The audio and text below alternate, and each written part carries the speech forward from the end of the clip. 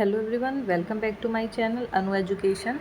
आज हम समाजशास्त्र में जैसे कि जब समाजशास्त्र की शुरुआत हुई, भारत में विकास हुआ है ना, तो उस समय विभिन्न विद्वानों ने अपने अपनी तरह से समाजशास्त्र में अध्ययन किया है ना, यानी कि उनकी क्या विचारधारा थी समाजशास्त्र के अध्ययन को लेकर के, वो आज हम इस वीडियो में डिस्कस करेंगे। जब समाजशास्त्र का अध्ययन अध्यापन कार्य भारत में स्टार्ट हो गया, तब कुछ ऐसे समाजशास्त्री थे जो समाजशास्त्र में जो भारत में अध्ययन किया उन्होंने, है ना, वो कहीं ना कहीं उसमें पाश्चात्य समाजशास्त्रीय सिद्धांतों से प्रभावित होकर के उन्होंने अपने अध्ययन किए, है ना।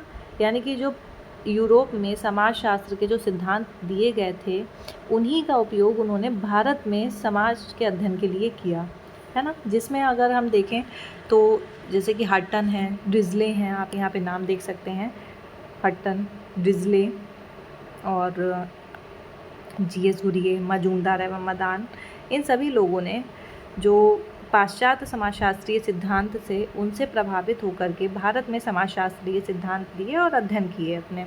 ठीक है, हम लोगों ने ये सारी चीज़ें पिछली वीडियो में कवर की थी कि जैसे घुरिये ने किन किन चीज़ों का अध्ययन किया। ये सभी लोग पाश्चात्य समाजशास्त्रीय सिद्धांतों से, एम एन श्रीनिवास हो गए, उनसे प्रभावित थे, है ना। इन्होंने देखो एम एन श्रीनिवास ने जो संस्कृताइजेशन की अपनी अवधारणा प्रस्तुत करी थी, फिर S C Dube, A R Desai, R K Mukherjee, D P Mukherjee, ठीक है, ये सभी लोग।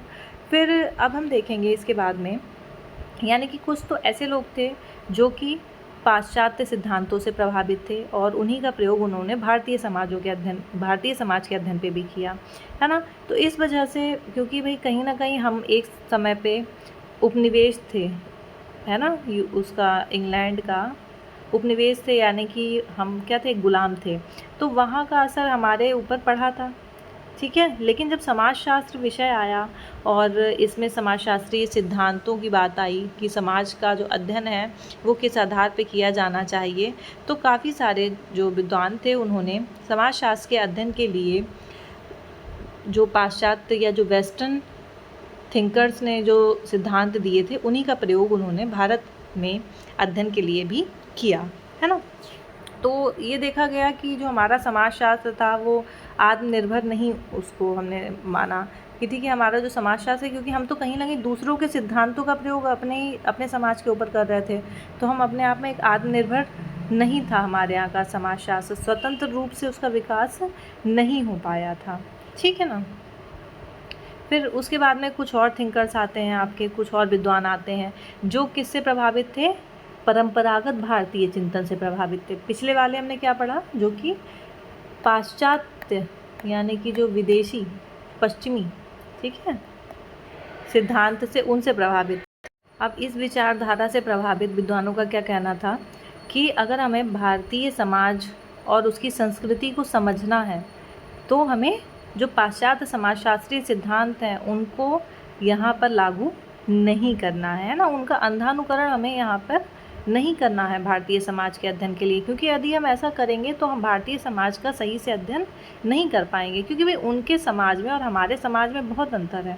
बहुत सी ऐसी व्यवस्थाएं हैं, ऐसी चीज़ें हैं जो भारतीय समाज में और पाश्चात्य समाज में नहीं हैं, वो चीज़ें, है ना। अगर हम परिवार की बात करते हैं, जो हमारे संयुक्त परिवार पाए जाते हैं, वहाँ पर नहीं पाए जाते हैं, ठीक है। हमारे यहाँ जाति व्यवस्था है, वहाँ नहीं है। तो बहुत सी ऐसी चीज़ें हैं जो वहाँ और यहाँ में अंतर है उनमें। तो अगर हम वहाँ के सिद्धांतों का प्रयोग यहाँ करेंगे तो हम भारतीय समाज को ठीक से नहीं समझ पाएंगे। तो इस जो चिंतन से प्रभावित लोग थे, जो परंपरागत भारतीय चिंतन से प्रभावित लोग थे, इनका क्या कहना था कि हम भारतीय समाज के अध्ययन में बिल्कुल वैसे के वैसे ही पाश्चात्य के समाजशास्त्रीय सिद्धांतों को नहीं अपनाएंगे, ठीक है। तो ऐसी स्थिति में भारत में समाजशास्त्र का विकास परंपरागत भारतीय समाजशास्त्रीय सिद्धांतों के आधार पर ही किया जाना चाहिए, ठीक है। ऐसा करके ही हम भारतीय समाज को सही से समझ सकेंगे। इसमें कौन कौन लोग हैं, इसके समर्थक कौन कौन थे, आनंद कुमार स्वामी, डॉक्टर भगवान दास, प्रोफेसर ए के सरन, डॉक्टर नगेंद्र, नर्मदेश्वर प्रसाद आदि, ठीक है। तो इन सभी लोगों ने भारतीय संस्कृति का काफ़ी गहनता से अध्ययन किया है। देखिए, भारतीय समाज और पाश्चात्य समाजों के जो सामाजिक मूल्य हैं, जीवन दर्शन है, संस्कृति है, उनमें कुछ मौलिक अंतर हैं, है ना। कि पाश्चात्य सिद्धांत यहाँ के लोगों को, भारतीय समाज को वास्तविक रूप में समझने में मदद नहीं दे सकेंगे। यही बात हमने अभी बताई कि वहाँ के जो सिद्धांत है वो हमारे भारतीय समाज को नहीं समझ पाएंगे अगर हम उन्हीं को यहाँ लागू कर देंगे। ठीक है, तो प्रोफेसर सरन ने भी क्या करा है, भारतीय समाज की संरचना के अध्ययन के लिए सामाजिक मूल्यों का अध्ययन किया है इन्होंने। नर्मदेश्वर प्रसाद ने जाति व्यवस्था के अध्ययन के आधार पर भारतीय समाज और संपूर्ण जीवन की व्यवस्था को समझाने का प्रयत्न किया है। ठीक है, तो इन विद्वानों का मानना है कि भारतीय समाज, सामाजिक संस्थाएं और संस्कृति इतने व्यापक एवं जटिल हैं कि इनके अध्ययन से हम संपूर्ण भारतीय समाज व्यवस्था को ठीक से समझ सकते हैं। ठीक है, भारतीय समाज, सामाजिक संस्थाएं, हमारी संस्कृति, ये इतने ज़्यादा जटिल और व्यापक हैं कि अगर हम इनको समझ लेंगे तो हम संपूर्ण भारतीय सामाजिक व्यवस्था को समझ सकेंगे। ठीक है, आज के अधिकतर समाजशास्त्री यह मानने को तैयार नहीं है कि केवल परंपरागत भारतीय सिद्धांत के आधार पर ही हम भारत में समाजशास्त्र का विकास कर सकते हैं। ठीक है, देखो पहला हमने क्या पढ़ा, जो पाश्चात्य से प्रभावित थे चिंतन से, जो केवल पश्चिम के सिद्धांतों को यहाँ लागू करके समाज का अध्ययन कर रहे थे। दूसरे हमने क्या पढ़े, परंपरागत। ठीक है, यानी कि ये परंपरागत सिद्धांतों से प्रभावित थे। तो इन्होंने कहा कि हम भारत की परंपराओं, रीति रिवाजों, है ना, यहाँ के जो सामाजिक मूल्य हैं, यहाँ का जो दर्शन है, इसका अध्ययन करके ही हम भारतीय समाज को समझेंगे। ओके, लेकिन तीसरे आए, उन्होंने क्या बोला कि हम क्या करेंगे, भारतीय समाज को समझने के लिए पाश्चात्य और परंपरागत दोनों, यानी कि पाश्चात्य समाजशास्त्री सिद्धांतों का और प्लस परंपरागत समाजशास्त्री सिद्धांतों का, दोनों का ही मिला जुला अध्ययन करके ही हम भारतीय समाज को समझ सकते हैं। यानी कि पाश्चात्य और प्लस परंपरागत, यानी कि दोनों तरीके के हैं। ठीक है, देखो ऊपर लिखा भी है कि भारत की समाज व्यवस्था को ठीक से समझने और यहाँ समाजशास्त्र के एक विज्ञान के रूप में न केवल परंपरागत भारतीय सिद्धांतों का, बल्कि जहाँ आवश्यक हो और लाभदायक हो, पाश्चात्य समाजशास्त्रीय सिद्धांतों एवं अवधारणाओं का भी सहारा लिया जाना चाहिए। ठीक है, यानी कि परंपरागत भारतीय सिद्धांत और पाश्चात्य समाजशास्त्रीय सिद्धांत दोनों का सहारा लेकर के हमें अपने भारत की समाज व्यवस्था को या सामाजिक व्यवस्था को समझना चाहिए। ठीक है, क्लियर हो गया। देखो पाश्चात्य और भारतीय समाजशास्त्रीय परंपराओं दोनों के समन्वित चिंतन से कौन कौन प्रभावित थे, जिन्होंने दोनों का समन्वय करके समाज का अध्ययन किया है। ओके, देखो इसमें सबसे पहला नाम अगर हम देखते हैं, राधा कमल मुखर्जी। इनका क्या कहना था, इन्होंने भारतीय समाज का अध्ययन परंपरागत समाजशास्त्री सिद्धांत से भी किया है। ठीक है, और जहाँ इन्हें आवश्यकता लगी वहाँ इन्होंने पाश्चात्य समाजशास्त्री सिद्धांतों का भी प्रयोग किया है। ठीक है, तो इनका क्या कहना था कि अगर हमें समाजशास्त्रीय विचारों को सही से समझना है तो हमें ऐतिहासिक दृष्टिकोण अपनाना चाहिए, यानी कि भारत का जो इतिहास रहा है उसको समझेंगे तब हम अपने जो भारतीय समाज है उसको ठीक से समझ पाएंगे, है ना। और इन्होंने हमारे समाज यानी भारतीय समाज को समझने के लिए संस्थानात्मक प्रणाली, यानी कि जो हायरार्किकल सिस्टम है हमारे यहाँ, उसको समझने पे भी जोर दिया। भाई हमारे क्या वर्णाश्रम व्यवस्था रही है हमेशा से, 4 वर्णों में बटा है, ब्राह्मण, क्षत्रिय, वैश्य, शूद्र। तो उन्होंने कहा अगर हमें भारत के समाज जो सामान्य सिद्धांत है उनको समझना है तो हमें जो संस्थानात्मक प्रणाली है यानी कि हायरार्किकल सिस्टम है भारत में उसको समझना है। प्लस उस समय के समाज में जो अलौकिक विश्वास, भैया हमारे यहाँ लोग जो हैं भगवान को बहुत मानते हैं, अलौकिक शक्तियों में विश्वास करते हैं। तो उन्होंने कहा अगर भारतीय समाज को समझना है तो उन अलौकिक शक्तियों को भी समझना होगा। ठीक है, फिर उन्होंने क्या कहा कि समाज में मौजूद अलौकिक विश्वासों के संबंध में जानकारी प्राप्त करना भी आवश्यक है। ठीक है, तो इस तरीके से उन्होंने परंपरागत समाजशास्त्रीय सिद्धांतों का भी प्रयोग किया समाजशास्त्र को समझने में, भारत में भारतीय समाज को समझने में। वहीं उन्होंने पाश्चात्य सिद्धांतों का प्रयोग किया। उन्होंने पारिस्थितिकीय समाजशास्त्र के विकास की भी कोशिश की, जो कि पाश्चात्य समाजशास्त्रीय परंपराओं से प्रभावित होकर ही उन्होंने किया था। ठीक है, तो राधा कमल मुखर्जी एक ऐसे समाजशास्त्री रहे हैं जो पाश्चात्य और परंपरागत दोनों ही समाजशास्त्रीय सिद्धांतों का समन्वय करके भारतीय समाज का अध्ययन करते हैं। ठीक है, इसके अलावा आपके दूसरे आ जाते हैं डीपी मुखर्जी, है ना। इन्होंने भी समाजशास्त्र के विकास में बहुत योगदान दिया है और इनका ये मानना है कि भारतीय समाज का अपना स्वयं का चिंतन है, कुछ मान्यताएं हैं और उन्हीं के आधार पर इसका अध्ययन किया जाना चाहिए। ठीक है, यानी कि हमें अपने यहाँ अनुसंधान कार्य केवल पश्चिम से लाए गए सिद्धांतों, अवधारणाओं, अध्ययन पद्धतियों के आधार पर नहीं करना है, बल्कि यहाँ पे जो अनुसंधान कार्य है यानी कि जो रिसर्च है वो कैसे करनी है, जो भारतीय परंपराएं हैं, प्रथाएं हैं, संस्कार, रीति, इन सबको ठीक से समझेंगे तब हम यहाँ पर अनुसंधान करना, यानी कि तब हम भारतीय समाज को समझ पाएंगे जब हम यहाँ के रीति रिवाजों, परंपराओं, संस्कारों, इन सब चीज़ों को ठीक से समझेंगे। ठीक है, समझ में आया?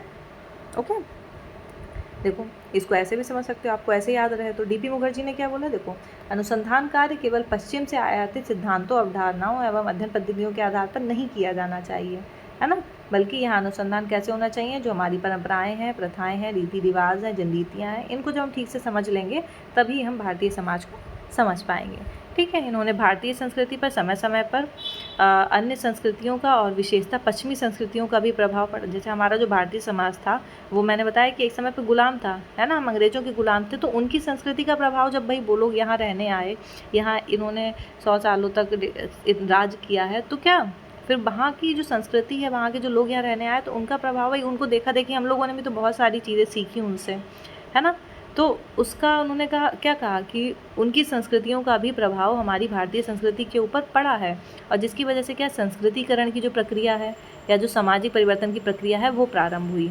ठीक है, तो इसको समझने के लिए हमें पाश्चात्य सिद्धांतों को भी समझना होगा। ठीक है, और इनका दृढ़ विश्वास रहा है कि भारत में पाश्चात्य और भारतीय परंपराओं के समन्वित चिंतन के आधार पर ही समाजशास्त्र का उपयोगी ढंग से विकास हो सकता है। ठीक है, तो इन्होंने भी समन्वित चिंतन को ही महत्व दिया है। फिर तीसरे आ जाते हैं आपके जीएस घुरिये साहब।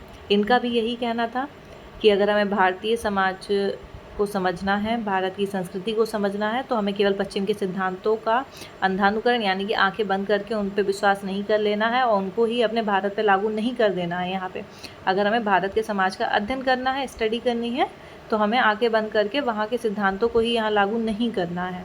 ठीक है ना, बल्कि पाश्चात्य और भारतीय परंपराओं के समन्वित चिंतन की आवश्यकता है। इन्होंने भी यही चीज़ की है, कही। ठीक है, पश्चिम में समाजशास्त्र का जो कुछ भी विकास हुआ है, जो कुछ सिद्धांत और अवधारणाएं विकसित हुई हैं, जो भी पद्धतियां अपनाई गई पश्चिम में यानी कि यूरोप वगैरह में या अमेरिका में, ठीक है, वहाँ पे जो भी समाजशास्त्र का विकास हुआ है, जो सिद्धांत अपनाए गए हैं, जो अवधारणाएं विकसित हुई हैं या जो भी पद्धतियां अपनाई गई हैं समाजशास्त्र में, उन्हें भारतीय परिस्थितियों, समाज व्यवस्था की विशेषताओं को ध्यान में रखे बिना उसी रूप में अपनाना किसी भी दृष्टि से हितकर नहीं होगा, है ना। यानी कि हमें भारत की परिस्थितियाँ अलग हैं, वहाँ की परिस्थितियाँ अलग हैं, तो अगर हम वैसे के वैसे ही वहाँ की चीज़ों को अपना लेंगे, वहाँ की पद्धतियों को अपना लेंगे, तो हम भारतीय समाज का अध्ययन ठीक से नहीं कर पाएंगे। ठीक है, अतः उन्होंने कहा कि उनमें आवश्यकता अनुसार संशोधन करके भारतीय परंपराओं को ध्यान में रखकर समन्वित चिंतन के आधार पर ही भारत में समाजशास्त्र का विकास किया जाना चाहिए। क्लियर? इसमें कौन कौन से अतिरिक्त और भी विद्वान आ जाते हैं? पीएन प्रभु हैं, प्रोफेसर सच्चिदानंद हैं, योगेश अटल हैं, योगेंद्र सिंह हैं, प्रोफेसर एलपी विद्यार्थी हैं, राजा राम शास्त्री हैं, ठीक है, यहाँ एक्सेट्रा ईरावती कर्वे हैं, ये बहुत सारे और भी आपके हैं, इनको आप पढ़ सकते हैं। ठीक है, तो इस तरीके से 3 समझ में आए, यानी कि जब समाजशास्त्र का विकास हुआ भारत में तो कुछ ऐसे विद्वान थे जो कि परंपरागत चिंतन से प्रभावित थे, ठीक है, कुछ पाश्चात्य सिद्धांतों से प्रभावित थे, यानी कि उन्होंने वैसे के वैसे ही समाजशास्त्रीय सिद्धांतों को भारत में प्रयोग कर लिया समाज के अध्ययन के लिए। वहीं कुछ दूसरे विद्वान थे जिनका कहना था कि हमें परंपरागत भारतीय सिद्धांतों का जो है उनका प्रयोग करना चाहिए भारत को समझने के लिए, भारत के समाज को समझने के लिए। वहीं तीसरे तरह के कुछ ऐसे विद्वान थे जिन्होंने क्या कहा, हमें पाश्चात्य परंपरागत सिद्धांतों को समन्वित रूप से समाज के अध्ययन में और समाजशास्त्र के विकास में प्रयोग करना चाहिए। ओके, आई होप ये बात आपको क्लियर हो गई होगी। ठीक है, और अगर कोई भी प्रॉब्लम होती है, कुछ नहीं समझ में आता है, you can tell me. And हमारा जो टेलीग्राम चैनल है आप लोग उसको ज्वाइन कर सकते हैं। और इसके अलावा जो हम लोग की सीरीज़ चल रही है उसमें अपडेट रहने के लिए इस चैनल को लाइक, शेयर और सब्सक्राइब कर लीजिए।